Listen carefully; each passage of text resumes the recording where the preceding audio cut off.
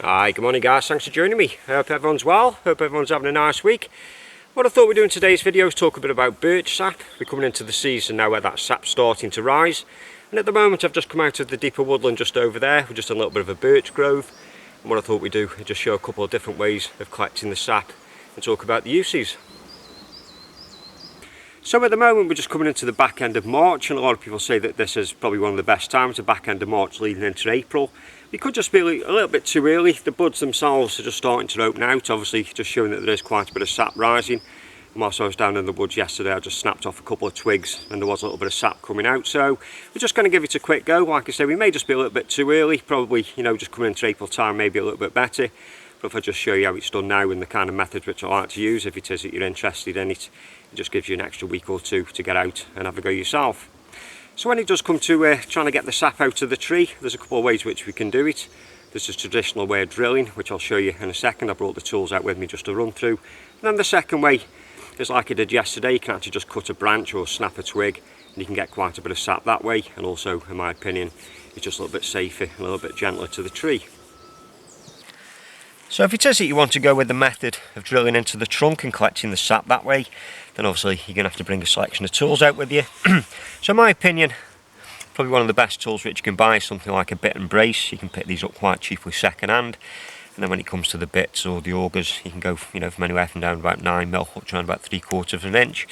But again, you can carry battery powered drills, little cordless drills, that kind of thing. But the beauty about something like this, the battery power is never going to go. And also you haven't got to worry if it's chucking down with rain and start getting electrics wet, that kind of thing. So once you've actually drilled the hole into the trunk, you then got to collect the sap and channel it into some kind of vessel. So with that being said, I brought out just a couple of spiles to show you. And with spiles, you can buy them, you can make them, it's entirely up to yourself. This one here I made out of a little piece of hazel. It's got a nice sweep on it there just so you can actually hang the vessel underneath. A small hole at the back just so that the sap can actually pump up. And then I've just channeled just through the centre there with a hook knife, and they work quite well. The only downside is that it is quite thick at the back, so you will have to drill quite a substantial hole into the tree. And then the second one here, a little bit thinner in diameter, but this here is a piece of alder. And the beauty about alder is the fact that it has got a very soft pith.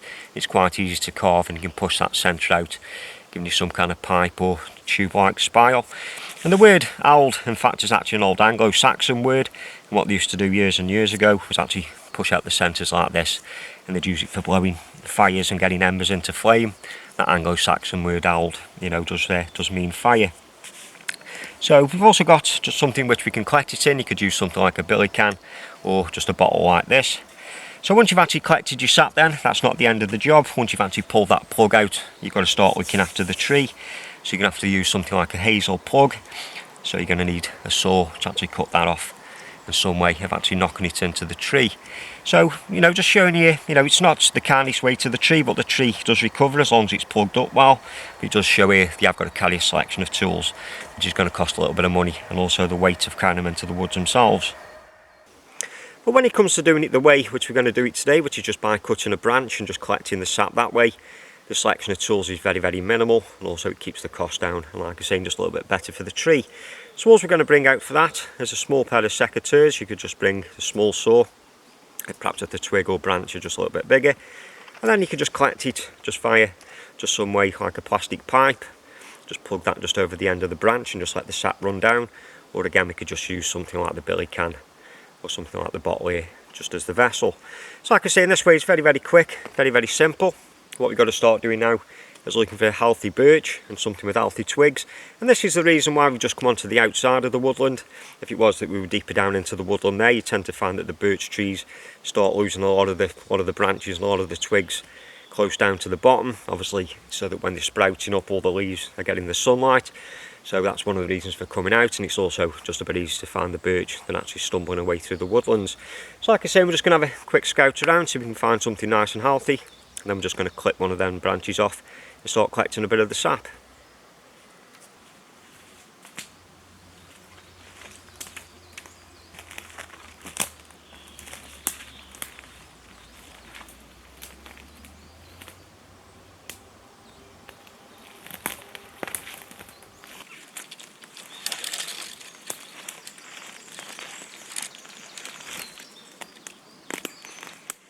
Okay, so I think I might have found one here. The top of the tree has actually been snapped off, but there's a live branch just down here, so we're just going to give it just a quick test. We'll just put a knife just into the bark and then just into the wood and just see if actually sap actually starts to come out.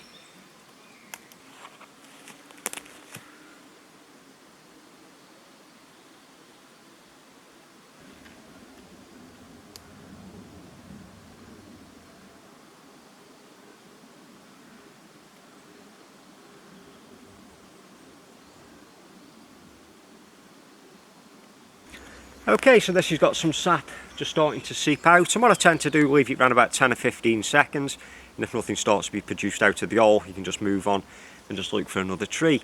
So what we're going to do, we're just going to cut this bit of a twig off, or this little bit of a branch off. It looks like it's dead and drying out up this top end anyway, so we may as well just take advantage of it. And then we could just hang the bottle just underneath the twig itself, or we could just put the pipe on, just put the bottle down on the ground and just let it feed into the bottle that way.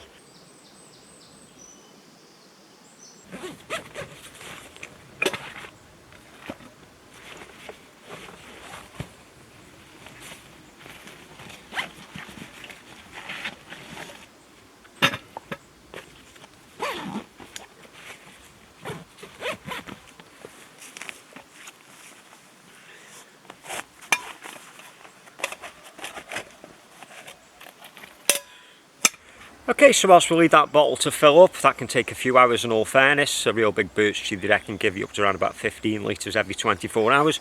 But we'll probably just leave that for an hour or so, just let it fill up and just see what the harvest is like. And for those of you which may be thinking about doing it, the reason why birch sap is so good for you, it's full of all the amino acids, it's full of vitamins and minerals, that kind of thing. And traditionally, going back thousands of years, it was traditionally drank as an early spring tonic, you know, certainly just coming out of winter time. It's probably the first flush where you could get a few vitamins and minerals and that kind of thing. So just running along the same line, what I thought we'd do is make a nice cup of chaga tea, just whilst, like I say, we let them bottles fill up. And again, you know, the chaga coming from the birch tree, and another very healthy drink. Reported to be the most powerful antioxidant in the world, again full of vitamins, minerals and all good stuff like that. They reckon there's things in it for reducing and shrinking down tumours. And it says a very nice drink. It's got quite a little bit of a bitter taste to it, a little bit vanilla-y. So what I thought we'd do is just boil it up just in the pan. I'll show you just how to do it, you know, nice and quick. And then, like I was saying, just whilst that bottle fills up, we can have a nice cup of tea and just enjoy the fresh air.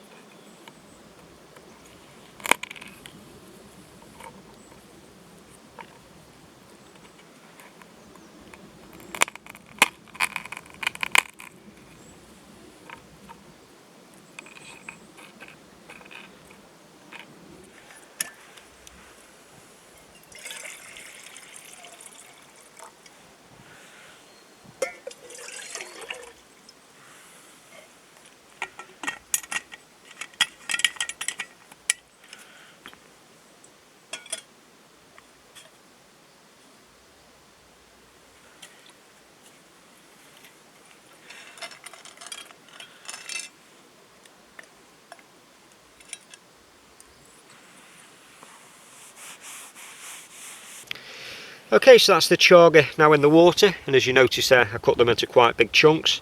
And the reason behind that was so we can actually use them, you know, again as tinder, but also it's going to make it a lot easier for me just to flick the bits out, and I haven't got to worry about filtering it.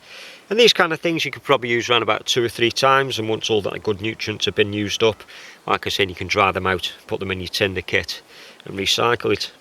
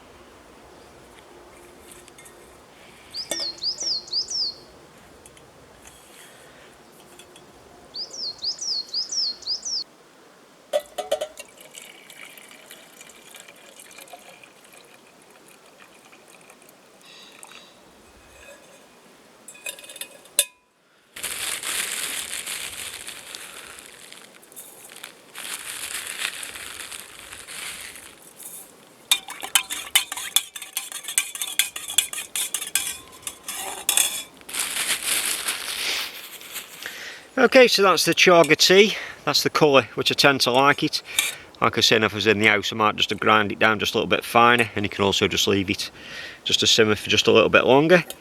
So a very nice drink, like I say, very, very healthy. These are the chunks which I put in, which then you can salvage, like I say, and use them again for a couple more brews, and also dry them out and use them as your tinder. So if you're going to do yourself a favour, I'd perhaps try and get some Chaga, if you can get some Chaga. This was very kindly sent down to me by Shane from Isle of Wight Bushcraft. He actually went up to Scotland and harvested that. But you can actually get it from Russia and Siberia. You can buy it off eBay and them kind of places if you can't harvest it yourself. And like I say, perfect cuppa, which is very, very healthy.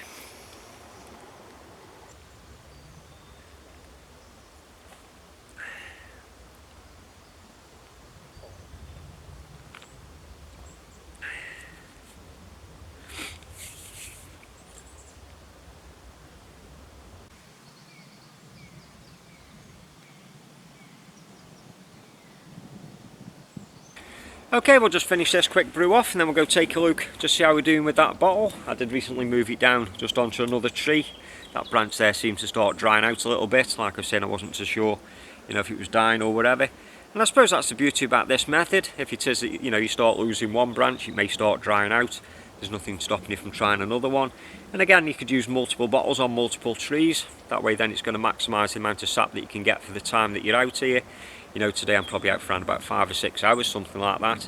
If I was going to look, for a bigger harvest, perhaps filling, demi jars, that kind of thing, then bottles probably would have been left out, overnight, something like that. But what I will do, I will leave some links in the description box for various ways of using the sap. This stuff here, if I haven't got a great deal, I may just drink neat as it is. If I do get quite a bit more, then you could make syrups out of it, you can make beer, you can make wine and all that kind of stuff.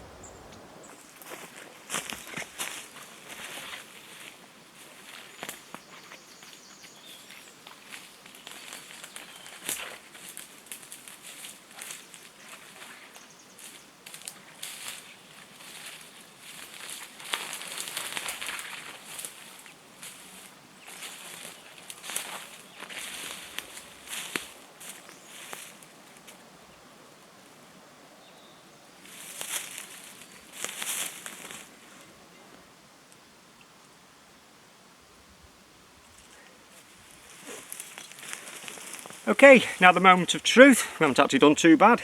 So this bottle's around about 800ml. Looking in there, we've probably got just under half a bottle. Just give you a quick close look. That's the Birch Sap just in the bottom of the bottle there. And I'd perhaps say, I don't know, probably got around about 300ml, something like that. And the bottle itself was out for around about 3 hours, so we haven't done too bad. If it was that I wanted to perhaps collect just a bit more sap, we could have replicated this on various different trees, just hanging, all the bottles from all the other different trees then. That's just going to capitalise on the amount of time that you're out. Like I say, the amount of sap that you can actually harvest. So like I say, I'm just going to filter this when I get in, just to get rid of any little bits of debris. If the weather was a little bit warmer, we could have put a little bit of cloth over there just to stop any insects from getting in. But at the moment it's not too bad, there's not too many flies out at the moment. But just taking a close look at this tree. It looks like the squirrels have been hard at work. A lot of these have actually got the tops taken off them. I think what's actually happening is that the squirrels are stripping the bark, the tops of the trees are dying, and then they're actually just collapsing and falling off. And quite ironic, I'll just show you in a second, this one up here, the top of the tree's actually fallen off and crushed the dray, so hopefully the squirrel was in there. That's the one that's causing the trouble in the first place.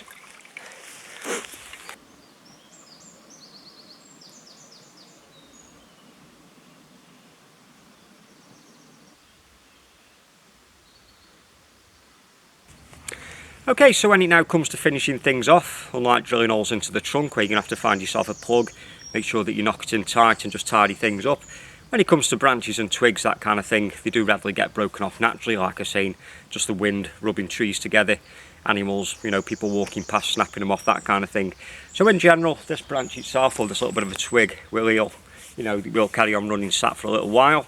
If it is that you want to do something about it, I did a little bit of research and I was talking to a couple of tree surgeons about it, and what they say, the small little twigs like this you can leave, they will eventually heal themselves up. But if it is something just a little bit bigger, or perhaps you've got one in the garden and you just want to tidy things up, they say you can actually use a blow lamp on the end of them just to char that end, and that dries things out and just stops the sap from coming out. But obviously with the bark being very flammable, you just got to make sure that you don't start setting things on fire. But this one behind us here, the cut itself, is nice and neat, so we're just going to take just the pipe off that. Like I say, it's not too bad. It will drip a little bit of sap for the time being, but we can leave that. I'm sure the tree's going to be fine.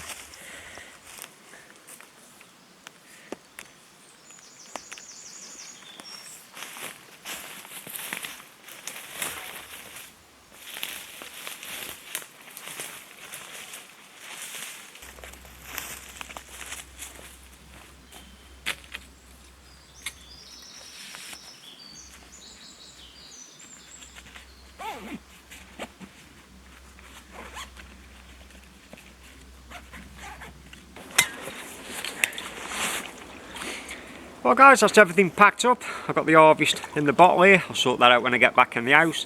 And if it is that you're interested in these kind of things, there's obviously the birch tree for those of you lucky enough to have maples, obviously the maple syrup, or another one in this country is sycamore, so that's something else which you may try. So like always, just leave me say thanks a lot for you stopping by and watching the video. Like always, until next time, you take care and I'll see you again.